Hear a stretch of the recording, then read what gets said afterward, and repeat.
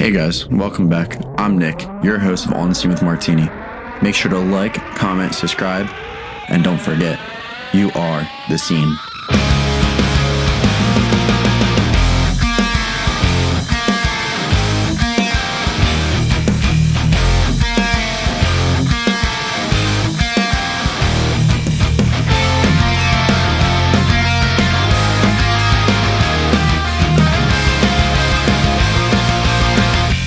Hey guys, what's up? It's Nick, on the scene with Martini. Today I got Charles from Spiritkiller, Hush, and Invisible City Sound Archive. How you doing, Charles?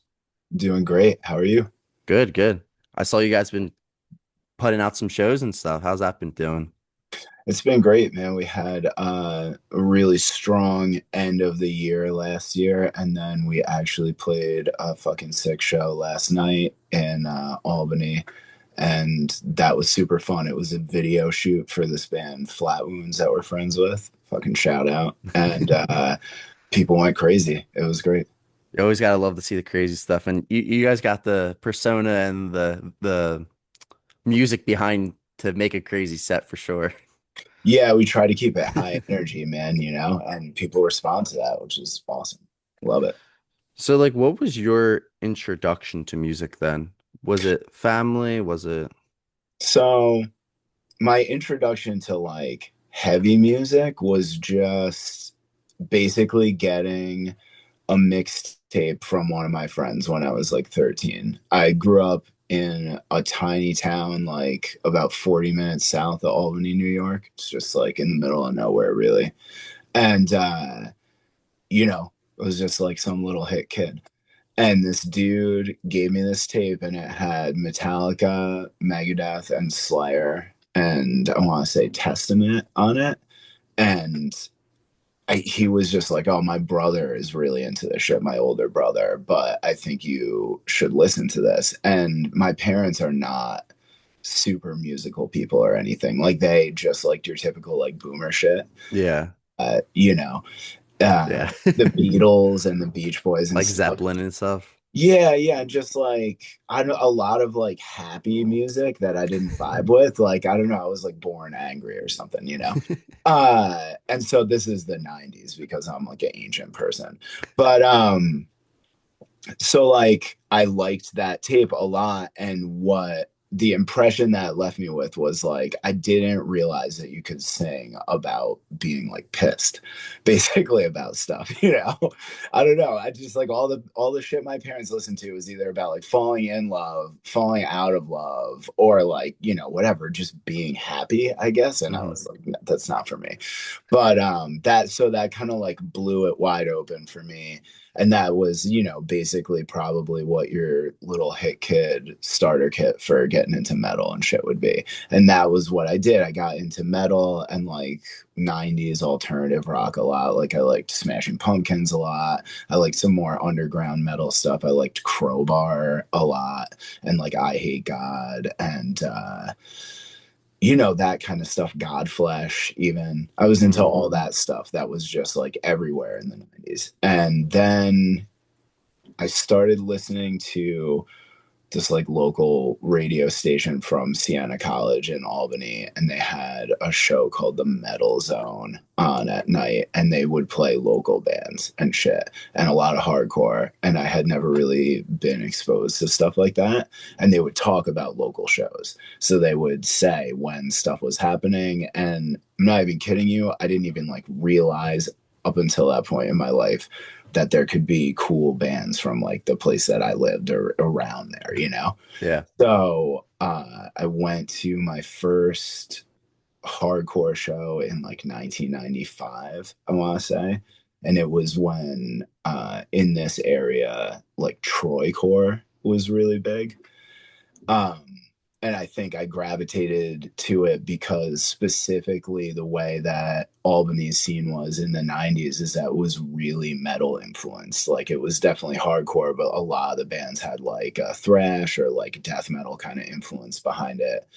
And I just love that shit. I ate it right up. People were killing each other. These giant dudes in the fucking pit just like smashing each other to death. And I was like, this is like nothing else I've ever seen. There's no rules. There's no anything. I loved it. And I used to have to like beg my friends for rides to shows because I lived like 40 minutes away, you know. Um, and that was it. Yeah, I just like took off from there. Um, when I was like 16, me and my best friend started a shitty little high school band with our friends. He played drums, I played bass. We didn't know how to do anything. Uh, and then when I got in college, I went to college near the Canadian border, um, in like another like little tiny town in the middle of the mountains. But they were like all the scene kids up there were really heavily influenced by like Canadian hardcore and shit. And I started my first band up there, my first hardcore band with a bunch of kids who went to music school. And it sounded kind of like Hatebreed or something, you know? Uh, and I just was like into it forever after that, like after like 1997 or something, you know? I gotcha. So, like, what was kind of like the reaction then when you hear that hardcore band? So, like, you weren't introduced to hardcore at all, and then you find out, okay, there's actually like a pretty local scene to me doing hardcore. Like, what was kind of like the reaction to that? Well, so like I would say like my first actual exposure to a hardcore band was like I had the Sepultura Chaos AD record and I loved it. And I would read through the liner notes of the CD like all the time and they had a massive like thank you list of bands. And one of the bands on it was Sick of It All. And I thought that was a fucking awesome name. So I went to the record store and found it. And I bought the Sick of It All Scratch the Surface record. And I didn't really know what to think of it, you know, because I was like, oh, it's like heavy and aggressive, but it's different than metal and like Mm-hmm. about like more about something than Yeah. metal is, you know? So I was really drawn to that specifically. And then when I was listening to this radio show and I would hear local bands, they were also like about shit, except more immediate local shit, you know? Like there was a Troycore band called Dying Breed that I'm sure everybody has heard of now. And they had this song where in the middle of it they just stop and yell out City of Troy police are above the law, and it was like so fucking sick to me. I was like, hell yes, you know, like that shit is so real and like right where I live.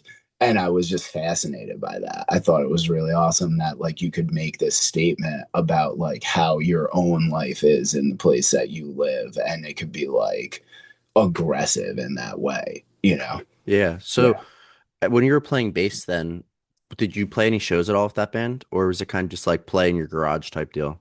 Yeah, it was definitely like a play in your garage. It was actually more like a play in a barn in the middle of nowhere type of deal. I think we played like a party, like a high school Hmm. party at one point, but we never played like a proper show or anything. I didn't do any like live stuff until I was in that band in college, and Gotcha. then we started playing shows and stuff. And that band in college, like by the time I hit my junior year of college, I joined another band from Albany with my best friend. It was called Endicott. And that band went on for a while. It started in 2000 and ended in like 2006. And towards the end of that trajectory, we were signed to Equal Vision Records and we toured quite a lot. And we put out, you know, a few records. And that was like my real first like hardcore band that did significant stuff, you know. Were you at that point then still playing bass, or did you switch to vocals then? When I was in a real band, I was always a singer. I'm like not a good bass player at all. I gotcha. Yeah, yeah. I've So, like tried my hand at it a few different times, but I don't have the attention span, you know. so being in so many different bands, like especially like kind of like hardcore sounding, doom metal in general, how do you like find your voice per band? Like kind of like a different like I don't know how to explain it. Like like when your Spiritkiller voice is so distinct to me. Like Oh, thank you. you could play like any song and be like, "Oh, Spiritkiller." You know what I mean? Like it's just a Thank very you. like distinct sound. How do you Sure. find that with each band? Well, so like for me, my writing process has always kind of been like let, you know, whoever is doing the majority of the writing in whatever band I'm in, I let them kind of, roll out some ideas, some songs, and then I just listen to it for a long time before I even try to write anything. And I try to soak up like what it is that seems like essential about the sound of the music, and like think about, if somebody else were singing over this, what would I want to hear? And I Hmm. know pretty much, like, at this point, I have been doing this for long enough to know what my voice can and can't do, and where it lives or whatever. So, um, like, I try to be intentional about it, with Spiritkiller especially. Um, those guys sent me the first couple of songs that they were working on. And at the time, I was doing Hush as a much more active band. And I was also in this other band called Crisis Actor that was like a metalcore band I was in for a little while. So I was like, I don't even know if I'm going to have time to do like another band on top of it. But they sent me the stuff, and it kind of immediately clicked with me, like what it was, what it needed. Hmm. And the first song that I wrote in like 15 minutes. It just hit me in a way where I got an immediate impression. It was like, this is what I would want to sound like over this. Yeah. Could you take us through then? I'm most familiar with your Spiritkiller stuff. Could you take us through kind of like the formation of Spiritkiller then? Sure, yeah. So it formed in late 2022. Uh, Everybody else that's in Spiritkiller except me was in a band before that together for some period of time called Scavengers. It was like a D-beat band. And actually, the guitar player from my other band, Hush, he was the singer and guitar player in that band as well. Okay. So those dudes all knew each other. They liked playing together. I also was in a band in the mid 2000s with the drummer from Spiritkiller. It was called Jaws. And we've all known each other for a long time. And Tom, who plays guitar in Spiritkiller, he's originally from Jersey, like the Jersey Shore area. He's been in like a ton of so many musical projects, and he's like a dude I really deeply respect. And he had moved to Albany a few years before that, and I knew who he was and was like, man, why isn't that dude doing like a band from here? And then when it turned out that they were doing this thing after Scavengers kind of dissolved, they sent it to me. And like I said, I didn't know if I was really going to have time to do it, but it clicked so immediately.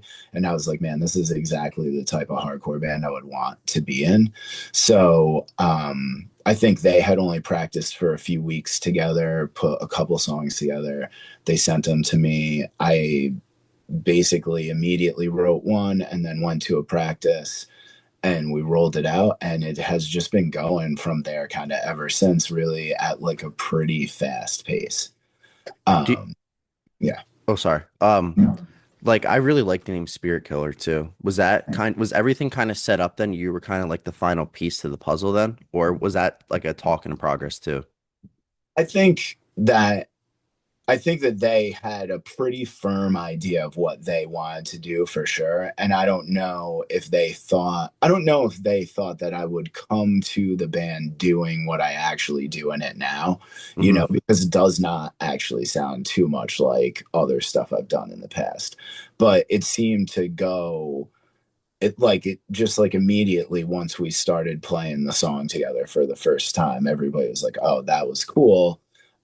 So I think it was kind of like I was the last thing to fall in place there, but I am the one that came up with the band name. Because it was just an unnamed project at that time. And I don't know, I had a little bit of like coaxing to do to get them into it, but now I think it works on a bunch of It's a levels. good name for sure. Thank you. Yeah, it's kind of how I think of myself, man. I bring like an energy to the room that's like, oh, you know what? The world is a cool place to be, but let me point out all these terrible things about my personal experience in it. Like, Yeah, you yeah. show some enthusiasm, I'm gonna destroy that for you. I will make you sad. Give me Yeah, a second. yeah, dude, I'm a big bummer. So with Spiritkiller then, like the your debut album, it's 8 songs, 21 minutes. It was really good. Thank I you. first heard about it from Limited to One Records, based in New York City, with like the special red cover, whole media thing. The media nerds know what I'm talking about. Right. Um, I Prana was like a song, and when I heard like the intro, I was like, "Whoa, this is like crazy!" Like it's just right at you, but like it has a great build up. Did you guys kind of know that that was going to be your song one then? Yeah, pretty much as soon as I finished writing the lyrics for Prana, I was thinking of it even as I was writing the lyrics that this is like how you have to start the record off, you know? Hmm.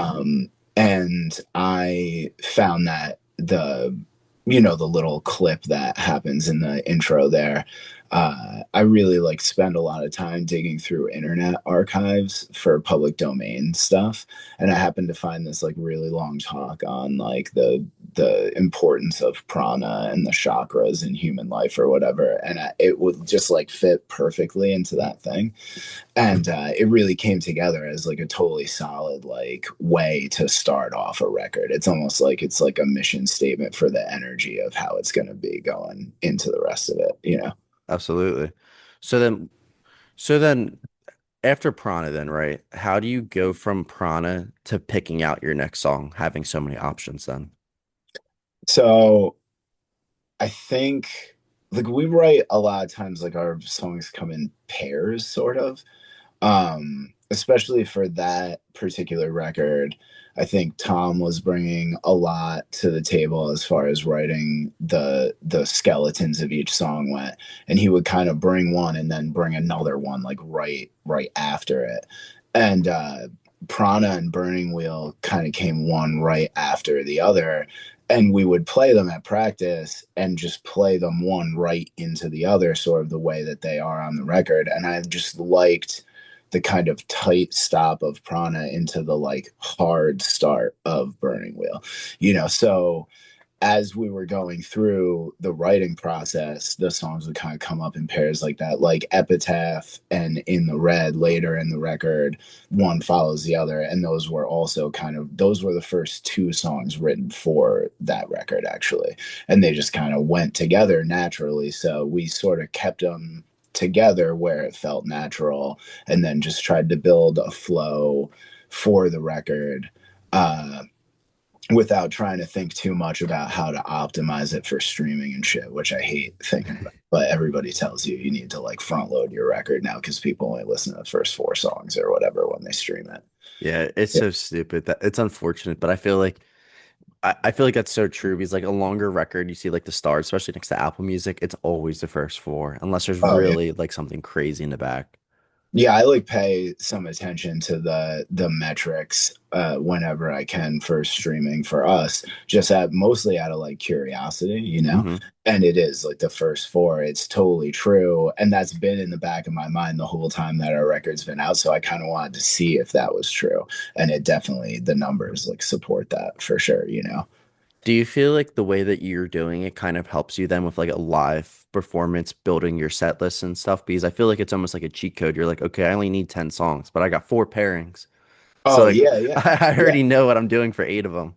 Yeah, exactly. And well, I think also like when we play live, we play our set in blocks like that, just one song into another. So like usually it's like we'll start out and play just three songs right in a row, then another couple, and then maybe another three or four or something like that.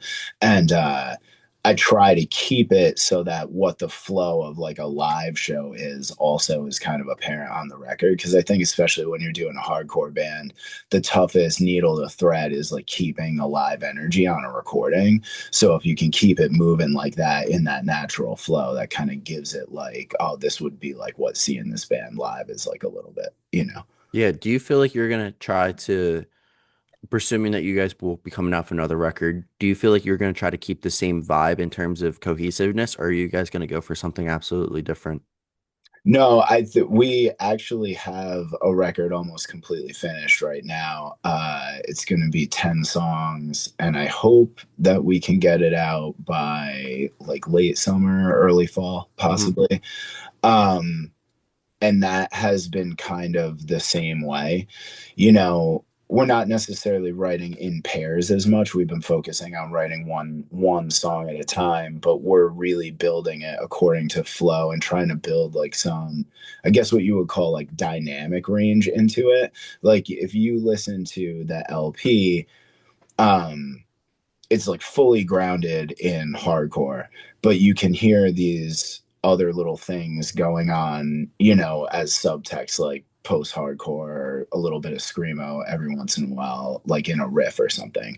Yeah. So we've fleshed out all of those other influences a little more in the new songs.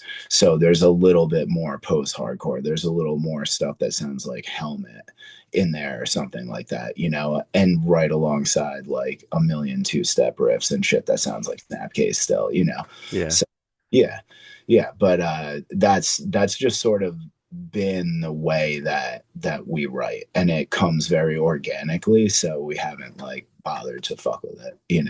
Do you feel like as being the front man, you have like a different, whether or not people want to say it or not, you have a different type of control. Like you have to want to feel like you're able to say the lyrics and like really understand it and mean it.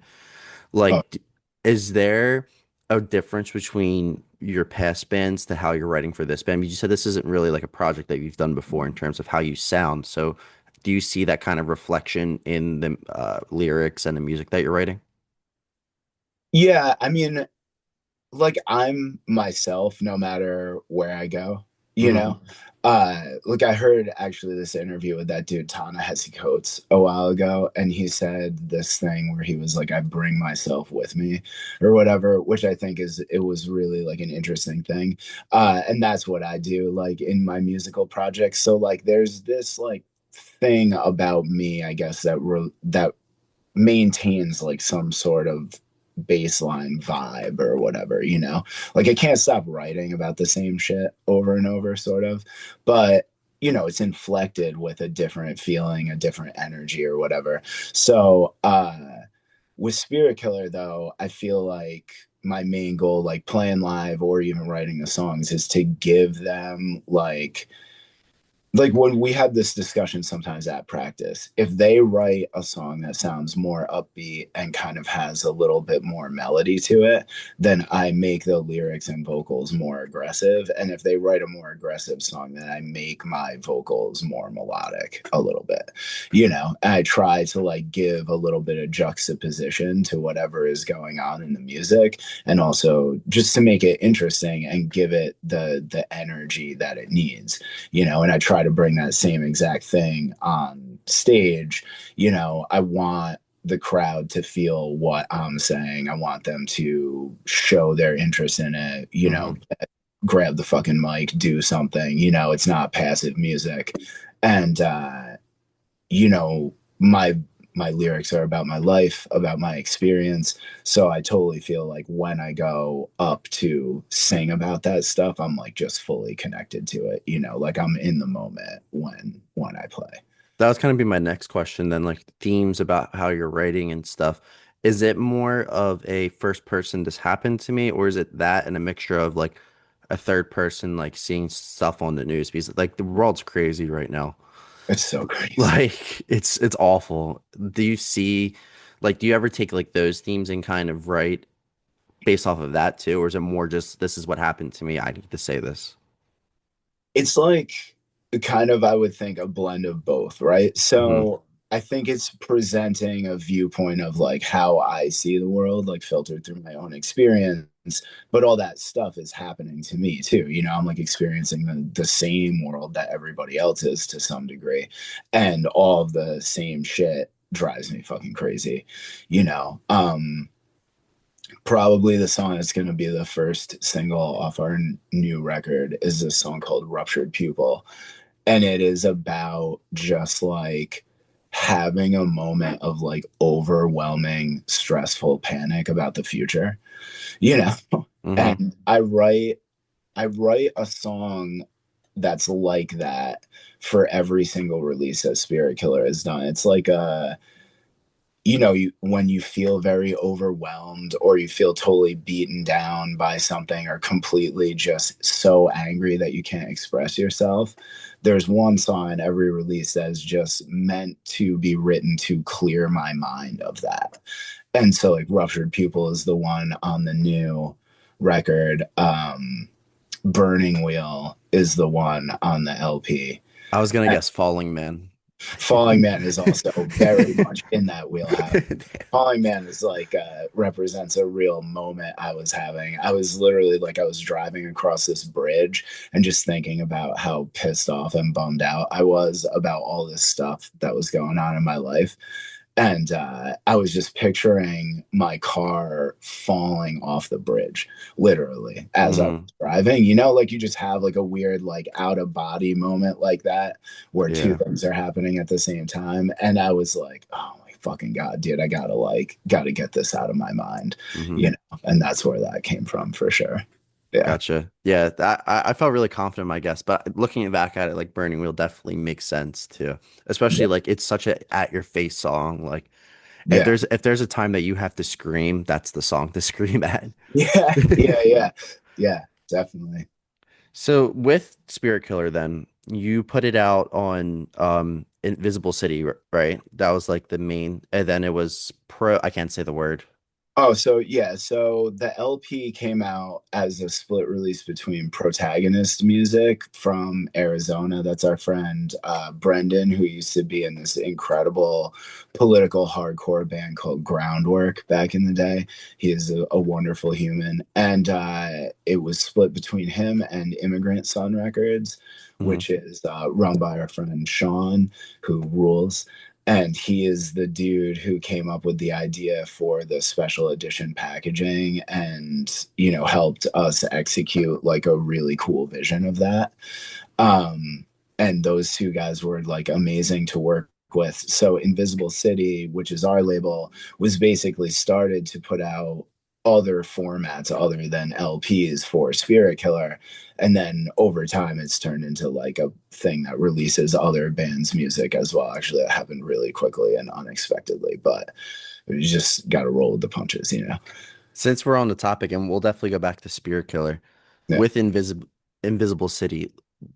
Was that something that you kind of always wanted to do? And on top of that, you were saying how you guys are putting out other formats other than LP and stuff. Like, Sure. what are like your goals with bands that approach you? Well, so like Invisible City was an idea that I had cooking in the back of my mind for a while because when I was young, there were a couple of like local-ish hardcore related record labels that would put out bands and would make it so that you could go buy like a local band CD in a record store or whatever. And there just wasn't something like that at this particular moment in the scene here.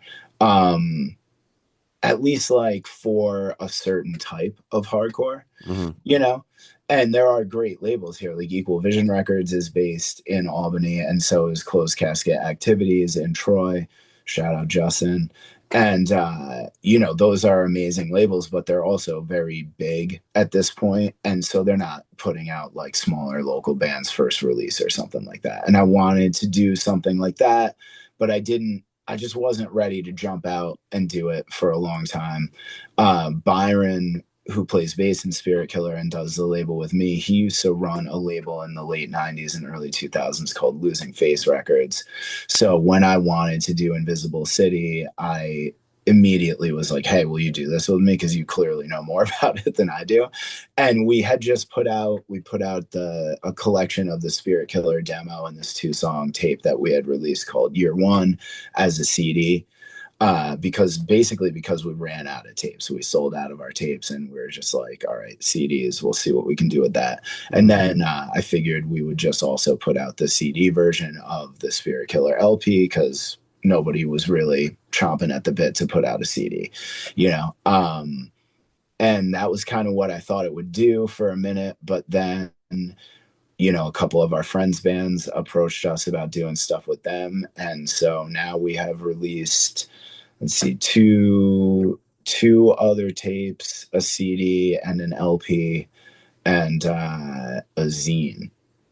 So yeah. So we got some stuff going on. It's really only been around for like a year at this point, but we are trying to forefront hardcore bands that have a sound or come from a place that usually gets kind of ignored, in what is cool, what is represented in the like, to whatever extent you can call certain types of hardcore mainstream or whatever, like mainstream for the underground scene. Yeah, Like we're trying to put out stuff that's a little left of center of I that, gotcha. you know. Yeah. So is your focus then going to be bands in Albany or in like the upstate New York, or is it you guys are kind of open to whatever kind of needs to be represented throughout the country? We're definitely open to whatever, if it makes sense. But so far, what we have done is we released a band called Easy Blame from Syracuse. That's kind of in the like scrams, like mathcore, kind of hardcore type of thing. Um, and we released a record, a tape for this band, Unfortune Teller, that's from the Hudson Valley. Sounds kind of like Suicide File, or like, has a little bit of American Nightmare influence, The Bronx, stuff like that. Hmm. And and we released a band called No Division that's from Albany that has ex-members of my band Endicott in it, and that is much more in the kind of like post-hardcore realm a little bit, but that's sort of like we're establishing, I think, or curating a specific type of range of sounds that we want to be involved with. And I feel comfortable. All the releases that we have done are for bands that we know from places that we know something about. So we know how they interface with their scene. We know like how they support it, what they do in it, how they're seen.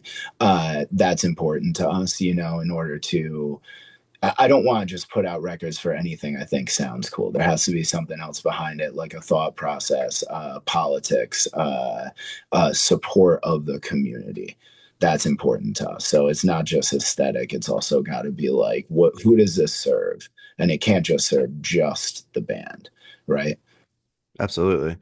What are so then for Spiritkiller with the new album coming out, then are you gonna stay with the same three labels in terms of distribution and stuff, or? We haven't totally resolved that yet. Obviously, I would like to do more with Invisible City. So if we can push the record and maybe split the release between one of the other labels and Invisible City this time around or something Hmm. like that. We've just been kind of like focused on writing it and finishing it. We have completely recorded and finished half of it, and we have to record the remaining portion of it probably in March or April. And then I think at that point we're going to hit the ground running. I also do all the art and design for our stuff. So I am in the middle of doing the art for the layout now, and we're just trying to get it all wrapped up and finished probably by late April so we can just see where we can go with it. To us, I think it's more about like, one of the things that was cool about releasing the last LP that we did is it came out with like 6 color variants. It had all kinds of like interesting packaging for Yeah. special edition. I want to do stuff like that again. And so it's more about like, can we do what we want to do, make it cool, make it special, make it like the physical item itself something interesting for people, and we'll work like with whoever can get us that. Yeah, I also saw then you guys actually put out a second press then, right, for the LP itself. Yes, yeah, it went into a second press, I want to say like a couple months ago, and it's a different color variant. Yeah. Yeah. That's Yeah. crazy though. Like I feel like that's such a good feeling as a band to be like, well, people still want this. We're getting asked for it. We need to put out a second press. Like, Oh yeah, yeah, yeah, it it's like felt a amazing. Yeah. awesome feeling. Yeah, I've like never had another band that I've been in go into like a second press of a vinyl. And so it's just, yeah, I was like, holy shit, this is amazing. People like it. Yeah. Yeah. Very validating. What has been your biggest struggle then as a record label owner? Like, what is something I know that you were saying that you had help, but like, was there anything that like really popped up for you that you were like, I have no idea what to do, or a struggle that you didn't realize was a struggle I now that think you're in a different scene or different shoes? Sorry. no, yeah. I think the biggest struggle, honestly, I mean, this is the struggle with doing a band too. I think it's to get people to put their eyes on the thing that you're doing, So I have been trying out like some different ways to kind of just market the bands that we have, to the places that they're from. So we've been trying like a little bit of advertising and seeing what works and a little bit of like we just made posters and stuff, and we've been like able to bring a lot of our releases and stuff to local record shops and have them stock them, and they'll put up our posters and stuff That's like cool. that. And I think one of the things that has been surprising to me, that's been like a whole learning process for me. I don't really know anything about that, but I remember what it was like, seeing people market hardcore records in the 90s and the early 2000s, and I don't see a lot of that anymore. Like the people going out to like a physical brick and mortar place and like putting the records there and like putting up some kind of thing that people can see when they go in, like, hey, this is here, pay attention to this. So, um, I'm not great at like I'm not going to be able to generate attention through like a TikTok account or something, like I'm like too old to engage with that properly, and just like I don't know that world, but I know this other time period of like putting out music. And one of the things that I've been noticing, especially in like subculture music, is like people want all that old stuff back. Like they want to hold a physical copy of a record, right? People are sick of fucking using Spotify because they support ICE and fucking like, mass surveillance systems and shit. Hmm. And I think, you know, the subculture and the underground, regardless of what type of music it is, always like telegraphs where the mainstream society is going to go at a certain point. I think people are trying to draw back from this kind of environment where you're just saturated with whatever you want all the time. And it's like, you're listening to shitty MP3s of the music you like that's, compressed to whatever streaming platform you're using, and makes it sound like garbage. You could be holding this cool one of one physical item, or you could be like enjoying this thing that is somehow being made special to you because the people who made it are showing you that they care enough to put all this other physical effort into it, right? And so that is kind of the thing that I'm trying to go for with the label. And I guess my biggest challenge is like I have no idea if that will actually work. I have no Hmm. idea if I'm like behind the times or ahead of them. So I'm just like Yeah, trying whatever I know and whatever seems to make sense, and I want to make it special for people, and I just hope that that happens. So that's the biggest challenge, is like how do I make each release something special that people know like I cared about too. It wasn't just something that I put out because I thought it was sounded cool. for sure. This isn't a sponsor. Well, it might be sponsored. We don't know yet because we didn't do the schedule. But my buddy's record store, Day in a Life Records in Lancaster, is like kind of like a hardcore record store. And truthfully, it's the only store that I know, at least, that isn't just putting up, Selena Gomez's new album or, you know what I Yeah. mean? Like people that like they don't need the posters kind of deal. Like Lady Gaga doesn't need a poster. Like we No, could we yeah. could we could be honest. They don't need a poster. Like No.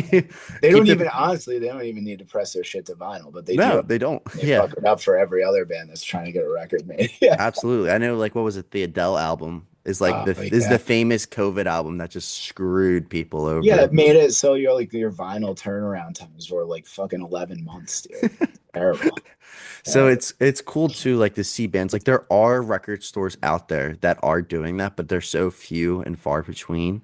But I Yes. think it's cool to have that because it's like a sense of community, even just like with events and stuff. It's even hard to find events locally now. Like Yeah. you really have to look for them. I feel like when I didn't grow up in this time, but I've spoken to a few different people in the podcast and outside the podcast saying like in the 90s, you could walk down the street and most likely you were going to find a flyer for something that would be interesting. Oh, That's not a thing yeah. anymore, really. No, no, I mean, that was that. I remember like when Facebook and MySpace like kind of were first around.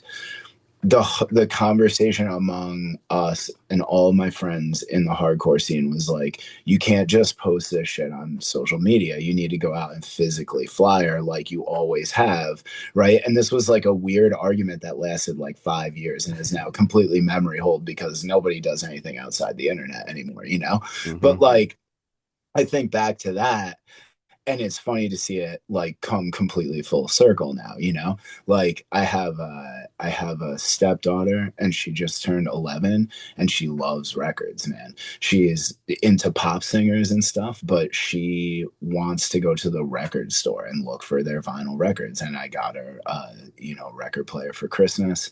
And it's just really interesting to see somebody of that age engaging with this type of physical media.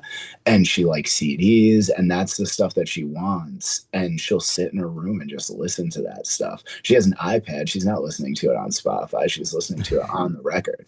But that's really cool, you know. And like myself and my girlfriend, you know, we didn't like do anything in particular to encourage that in her. She just, you know, I'm a musician or whatever, but I wasn't like, hey, you should listen to music on record. She just kind of popped out on her own and figured that out. So that is interesting to me and makes me think, oh, maybe, you know, I'm on the right track, making like some cool physical stuff for people now. Absolutely. I think it's cool too because I feel like especially these past like 2, 3 years, we're seeing more and more of physical media. Not in every realm. Like I know I like kind of dabble in like DVDs and stuff. Sure. That's kind of dying out a little bit. But in terms of like records and stuff, we're seeing younger generations go crazy. And honestly, we might not all be fans of it, but Taylor Swift really did help with that, with all the different variants. And like it's awful because like again, it clogs up for everyone else, but it's also nice because at least she's putting the effort in. It's not just a black record that sounds awful. Right. Like she's putting Yeah. like Yeah. variants and different covers, but it's cool too because like I know my girlfriend personally, she collects that stuff. So it's like Sure. kind of goes back and forth, and it's not something that we can teach or is going to be able to teach. It's just something that's going to naturally have to come back, I feel like. I agree. Well, I think also like we live in a like a world now where if you are living in America at least, man, you can get almost anything you want like just immediately. You can stream it, and nothing is special because of that anymore. Hmm. So like if you make something that is actually special that maybe you can only get as a physical item, or it's way cooler as a physical item than it is like as something, some digital file, I think people are ready to engage with that increasingly, you know.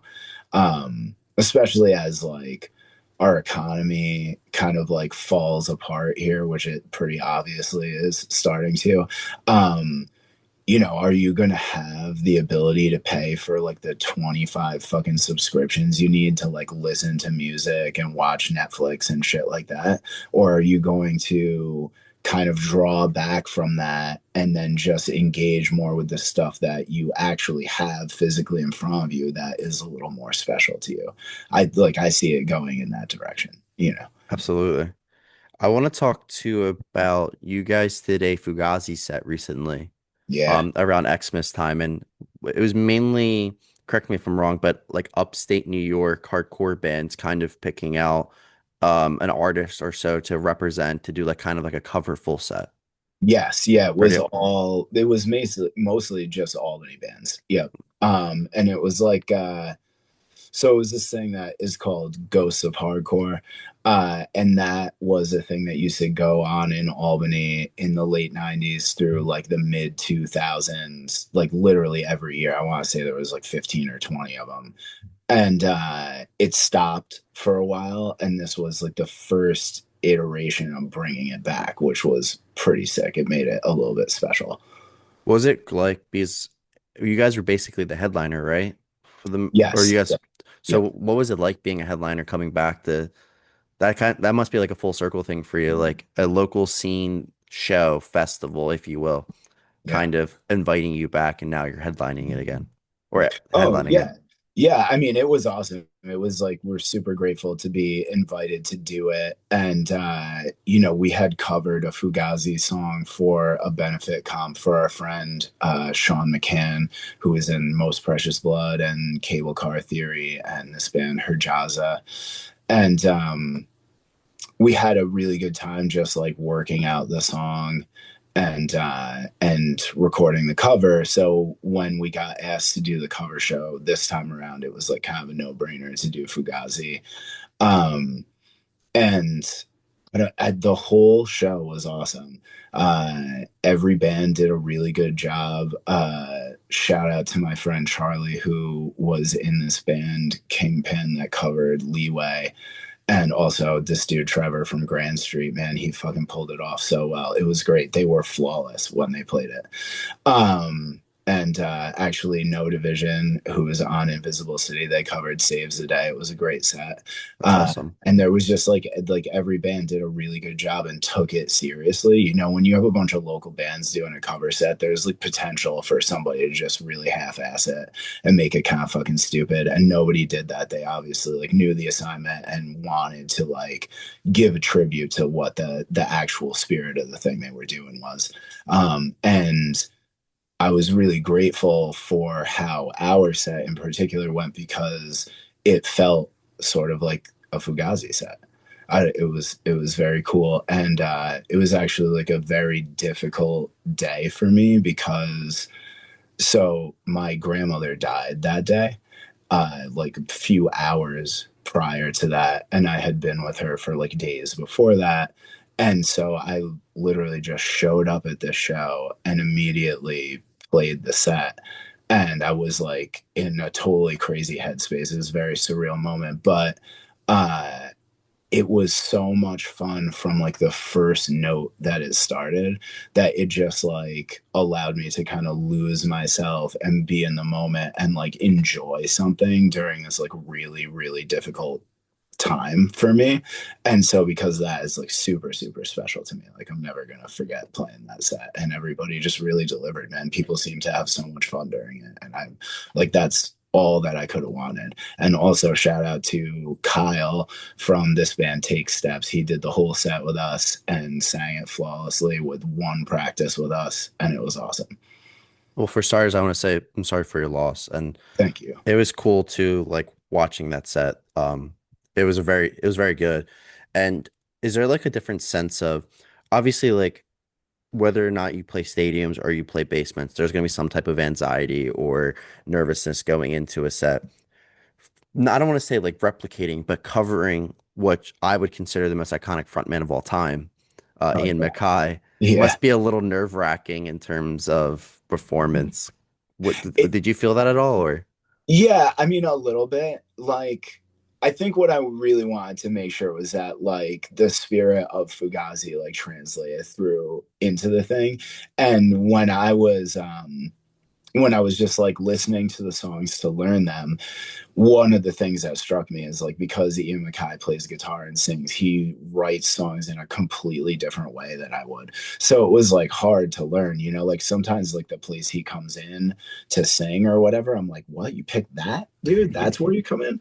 You know, it must be something like you're playing the guitar there and it's easier for you to sing in this part, you know? So I was more nervous about trying to just like get into his actual thought process of like where the song feels natural, you know, to be singing it. And I got to a place where I just like, I felt natural singing it. And when I watched a bunch of Fugazi sets on YouTube to kind of see like what the vibe of them was. And one of the things I really liked about them across the board is that Ian MacKaye is like a little, he's loose all the time and a little bit different every time when they play those songs. So I was like, that gives me a way not to like be like, I can get up there and fuck around. But if you don't do exactly what he did, that's what Fugazi would do. Right. So like it worked if you leaned into just like having fun and being in the moment. Right. And so I tried to do that and it worked out pretty well.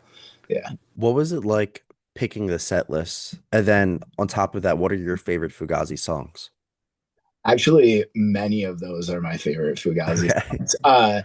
So like we had covered Great Cop because uh we had been talking about at practice how like Great Cop was like apparently a Minor Threat song that never got finished or never got used, and then they made it into a Fugazi song. It's like the most punk Fugazi song on the most punk Fugazi record or whatever.